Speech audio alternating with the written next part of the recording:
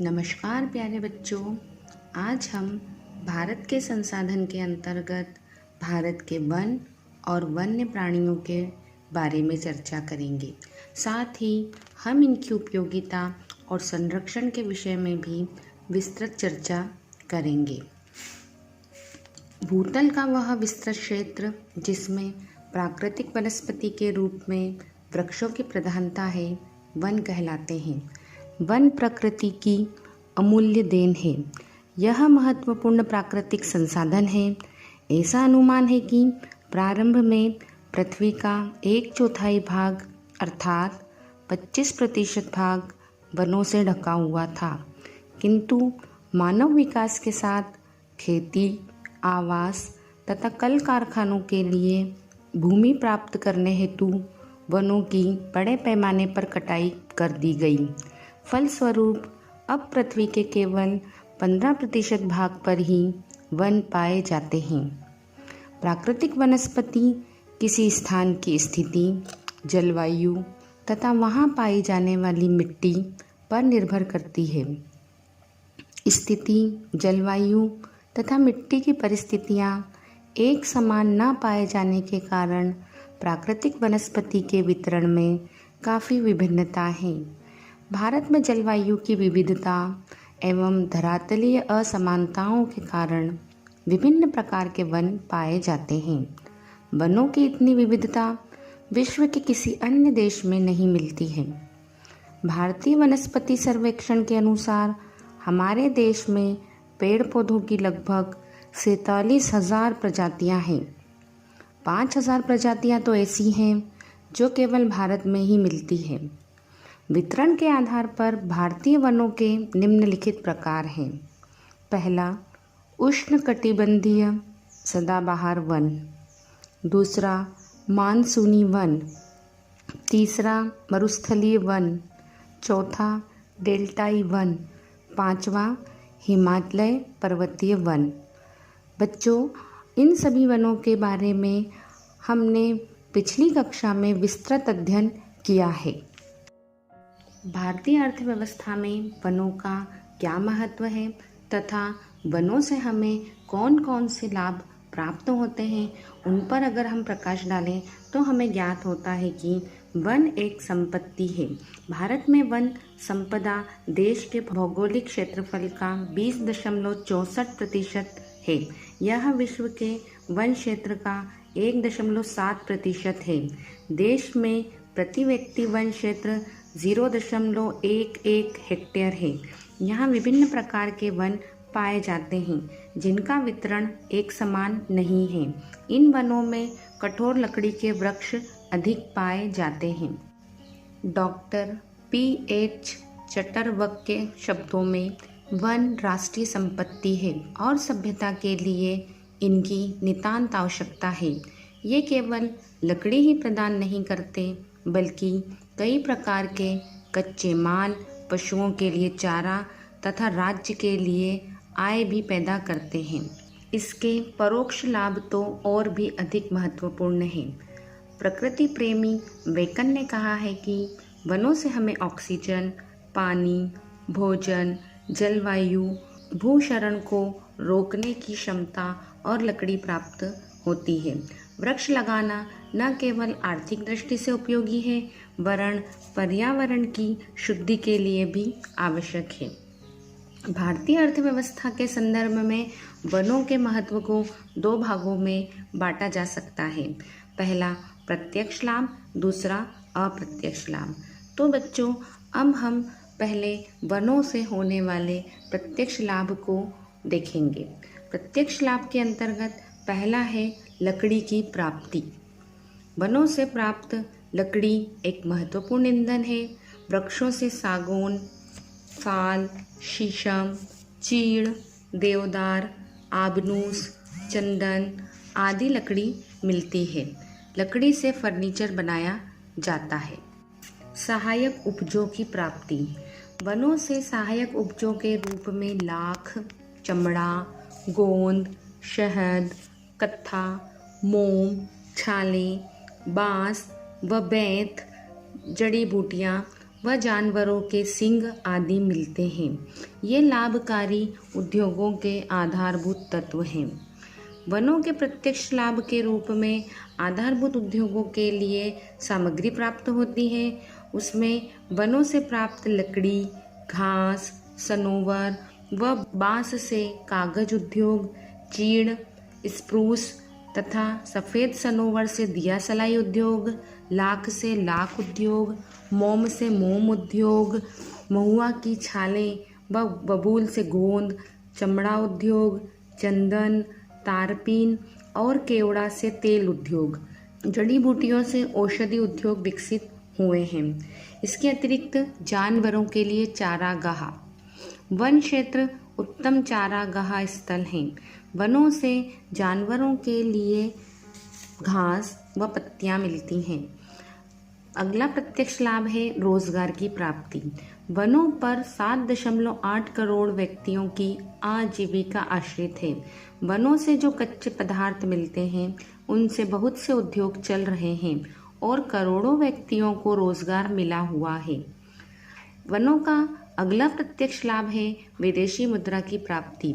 वनों से प्राप्त लाख, तारपीन का तेल, चंदन का तेल, लकड़ी से बनी कलात्मक वस्तुओं को निर्यात करने से विदेशी मुद्रा मिलती है।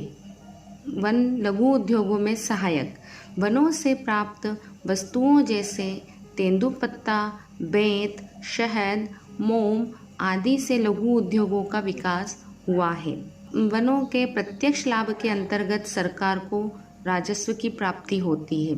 सरकार को वनों से राजस्व व रॉयल्टी के रूप में करोड़ों रुपयों की प्राप्ति होती है। वनों के प्रत्यक्ष लाभ के पश्चात वनों से होने वाले अप्रत्यक्ष लाभ के संदर्भ में J.S. कॉलिंस ने कहा है कि वृक्ष पर्वतों को थामे रहते हैं।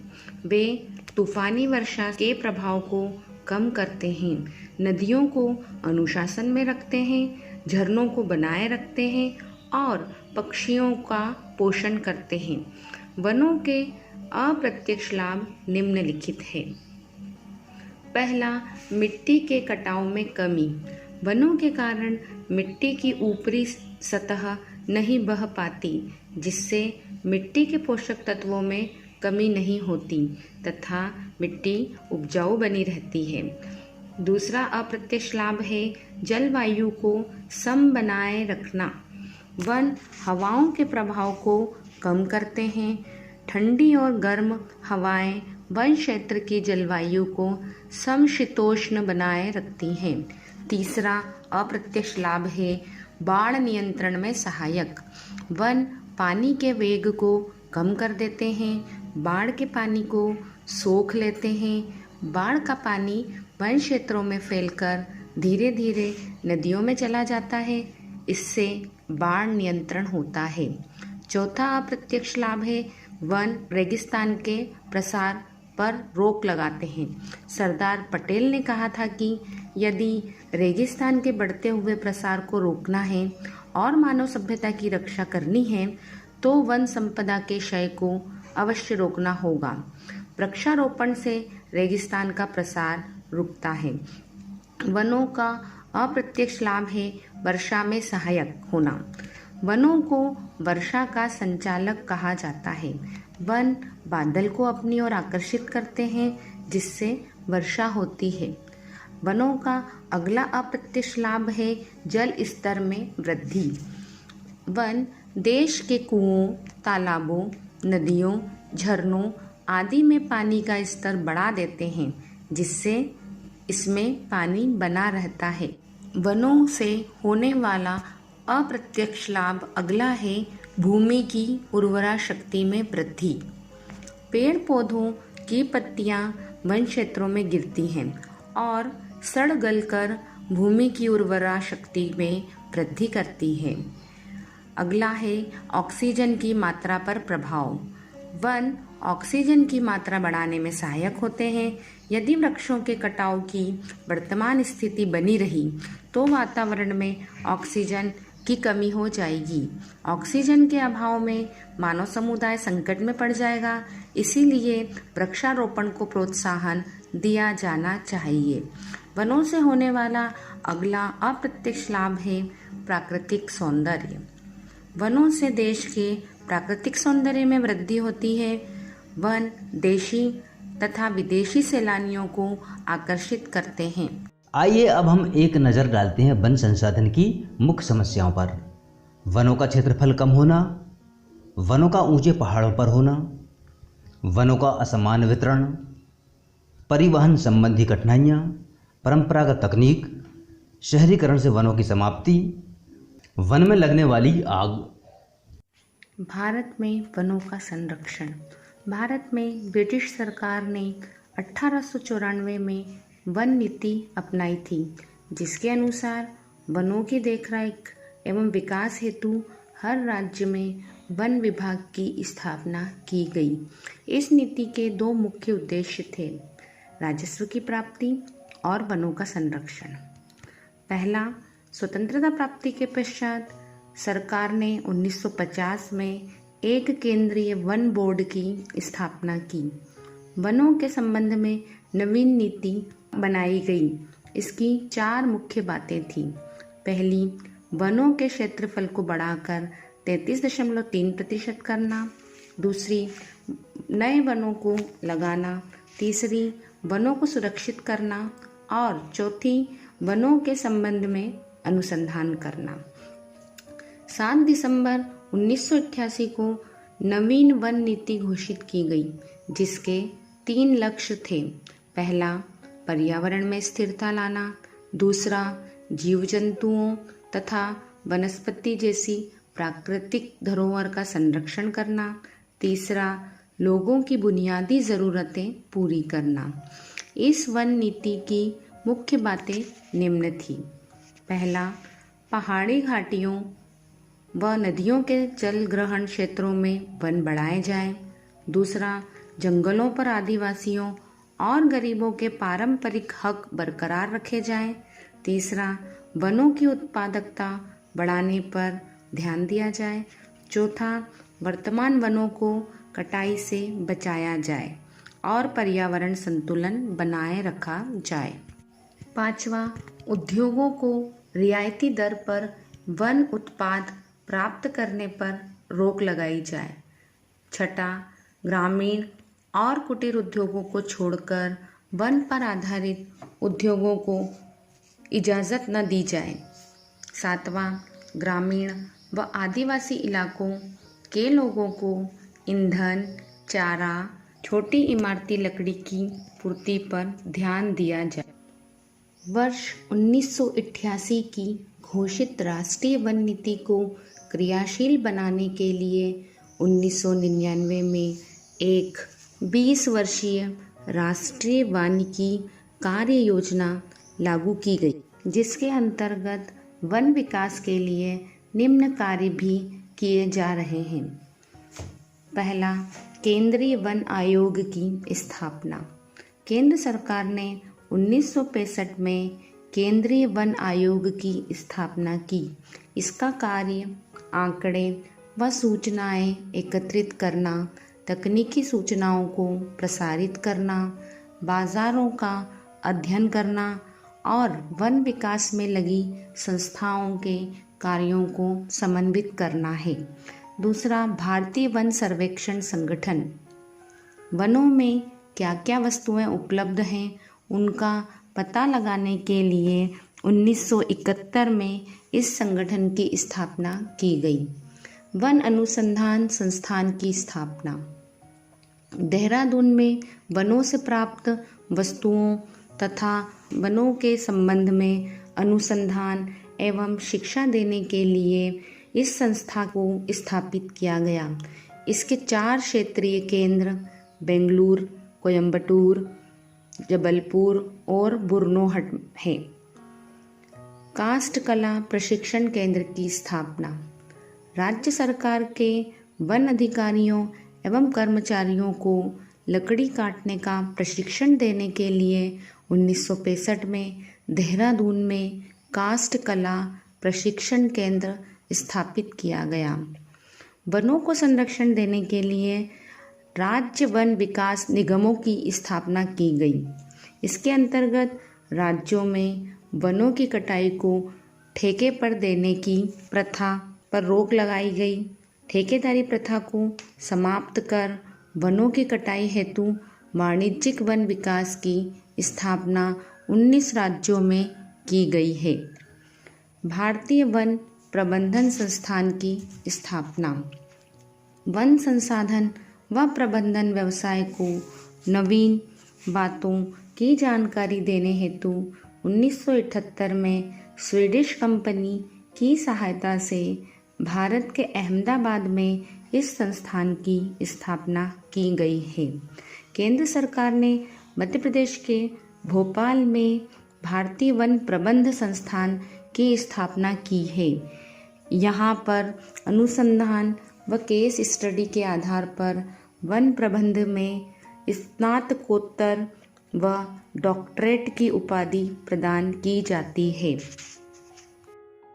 वन संरक्षण अधिनियम 1980 में भारत सरकार ने वन संरक्षण अधिनियम पारित करके किसी भी वन भूमि को सरकार की अनुमति के बिना कृषि भूमि में परिवर्तित नहीं करने का प्रावधान निश्चित किया है। सरकार ने वनों को 4 वर्गों में बांटा है। पहला सुरक्षित वन, दूसरा राष्ट्रीय वन, तीसरा ग्राम्य वन, चौथा वृक्ष समूह। प्रबंधन की दृष्टि से वनों के 3 वर्ग हैं। आरक्षित वन 52%, सुरक्षित वन 32% तथा अवर्गीकृत वन 16%। वन संरक्षण हेतु किए गए कार्यों में अगला कार्य है वन महोत्सव। वनों के क्षेत्रफल को बढ़ाने व जनता में वृक्षारोपण की प्रवृत्ति पैदा करने के लिए भारत के तत्कालीन कृषि मंत्री श्री के.एम. मुंशी ने 1950 में वन महोत्सव अधिक वृक्ष लगाओ आंदोलन प्रारंभ किया। प्रतिवर्ष देश में 1 से 7 जुलाई तक वन महोत्सव कार्यक्रम मनाया जाता है। सामाजिक वानिकी। विश्व बैंक से प्राप्त वित्तीय सहायता से वृक्षारोपण की यह योजना शुरू की गई है। इसमें चक वानिकी, विस्तार वानिकी एवं शहरी वानिकी के अंतर्गत खेतों, सड़कों, रेल लाइन के किनारे वृक्षारोपण किया जाता है। हर बच्चे के लिए एक पेड़। स्कूलों व कॉलेजों में यह नारा विकसित किया गया है। वन महोत्सव का प्रचार प्रसार कर फार्म वृक्षारोपण, सड़कों, नहरों एवं रेल लाइनों के किनारे वृक्षारोपण कर जन भागीदारी को बढ़ाया जाना आवश्यक है। वन कानूनों को प्रभावी ढंग से लागू करके हरे भरे वृक्षों को काटने पर रोक लगाई गई है। हिमालय क्षेत्र में वनों की कटाई को रोकने एवं पशुओं की मुक्त चराई पर उचित रोकथाम की व्यवस्था की गई है। वन संरक्षण की अगली योजना है संयुक्त वन प्रबंधन। देश के 21 राज्यों में संयुक्त वन प्रबंधन व्यवस्था को अपनाया गया है। इसके अंतर्गत 70 लाख हेक्टेयर क्षेत्र के नष्ट हुए वनों के विकास हेतु 35,000 ग्रामीण वन सुरक्षा समितियों की स्थापना की गई है। वन संरक्षण की दिशा में अगला जो कदम है वह है वन अग्नि नियंत्रण परियोजना। देश में वनों में आग लगने के कारणों का पता लगाने तथा रोकथाम के लिए चंद्रपुर महाराष्ट्र एवं हल्द्वानी नैनीताल उत्तराखंड में UNDP के सहयोग से एक आधुनिक वन अग्नि नियंत्रण परियोजना शुरू की गई है, जो देश के 10 राज्यों में चलाई जा रही है।